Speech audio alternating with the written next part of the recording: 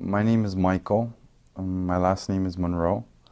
I grew up in two different kind of neighborhoods. I grew up with part of my life with my mother, and this was usually in a lower income neighborhood, like say Jane and Finch, Driftwood, where there was, dominant gangs and violence and stuff that, I didn't understand. And then, when things got rough, I went with my grandparents, which I was most of the time I was there because they came from a different part of life, older traditional Italian family, three, four course meals a day, always food on the table, never missed out on anything, always had security, support from them. And I went to school across the street from there to an elementary school up until grade 8. So most of the time I spent in my early childhood with my grandparents because I liked being there, especially with my grandmother. I mean, who doesn't love their grandmother? They always do everything for us. We were all very close. His dad didn't play a big part in his life. I mean, things happened, but he always had that missing in his life. And it didn't matter where I was, with who he was, there was always that emptiness. I was angry that my father wasn't around since I was born. I went to visit him and whatnot where he was, and then he would never come home with me, so that made me angry. I was angry that maybe other people weren't happy in my life, and I didn't necessarily talk about it. I always sort of physically displayed it or kept it to myself, and it built up. He wanted to have just a simple family. And with the way things happened with his father, he didn't have that. And there was nothing to fill it. No matter if he had his grandmother, his grandfather, my relatives, his mother, his aunt, nobody. I resented even my parents, you know, because they weren't able to fix them. They weren't able to fix the situation either. Like my mother wasn't able to bring somebody else in, like a stepdad or something like that. I got into the wrong things, like whether it be hanging out in the neighborhood with the wrong people, being a menace to society, doing illegal things because I was trying to fill a gap in my life. He'd go out and do drugs. And he would do drugs until he didn't have any money. And then when he didn't have money, go out and get into doing stupid things to get arrested. I was afraid that he had gone so far that he just didn't know if he was coming or going. And that either something was going to happen, either he was going to end up in jail, or he was just going to die. I've seen a lot of people get hurt and go to jail and tremendous loss and death. Everybody around me was drinking alcohol, and I grew up in an Italian family, and alcohol was like water to my grandparents and uncles and aunts. So wine was always abundant, and I think it started with the family, and then it turned to cigarettes and then weed and then cocaine, and then that's it. You know, it just took its toll on me. You hurt somebody or you take something that's not yours, that's not legal, and in this day and age it's punishable by law. And these are the sort of things I had to learn. So I always had a good job, but I always inflicted this pain on myself.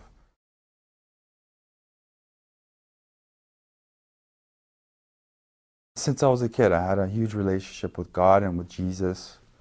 I always was asking for help or asking for forgiveness, but I took it as a big joke too. I took religion as a huge joke. I thought going to church was a joke. I just stood there and sort of pretended sometimes. But then at times I had some sincerity, because when I made mistakes, they always forgave me. So this was sort of my gateway to understanding the mercy sometimes that even the world has, human beings have. But I knew God was probably more merciful. I found out about Islam when I was 15 years old, about 15 years ago. I had a good friend. We always played basketball together. He always invited me to come to the mosque, but I never did. And I used to eat with Muslim families.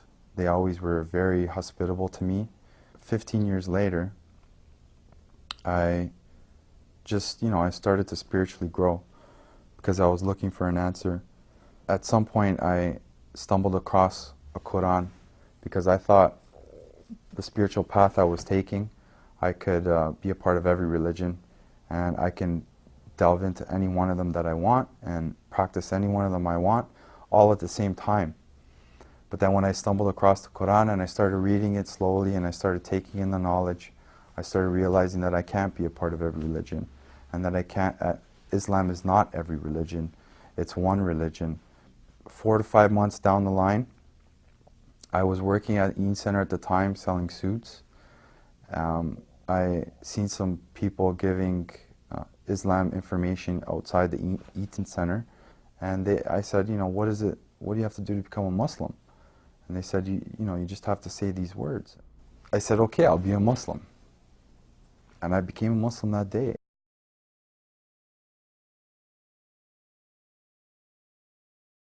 I think the first 6 months to 8 months was very difficult. I didn't pray. I didn't fast.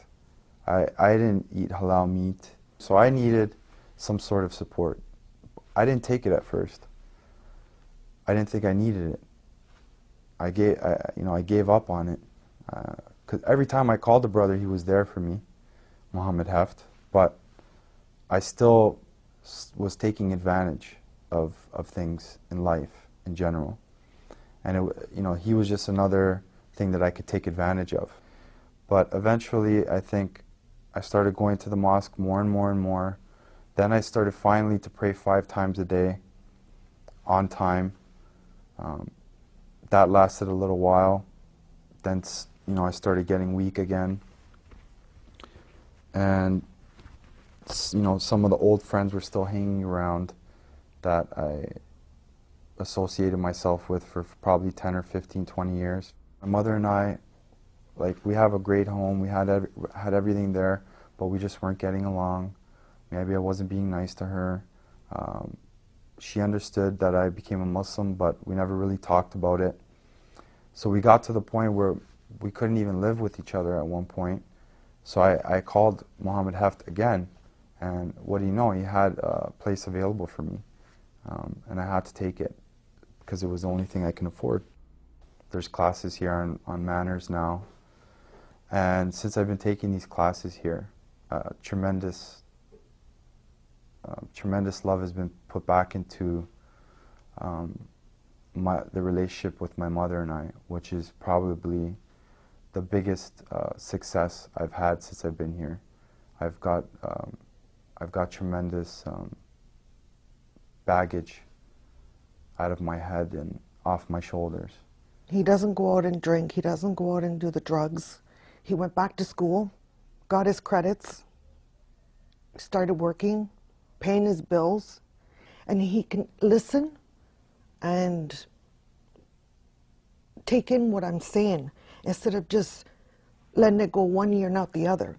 He's actually making a change for himself. This has helped me tremendously, just by being nice to my mother. Things have changed. I'm proud of my son. Well, I love him very much too. La ilaha illallah, la ilaha illallah, la ilaha illallah, la ilaha illallah, la ilaha illallah, ya Rabbi khudh biyadi.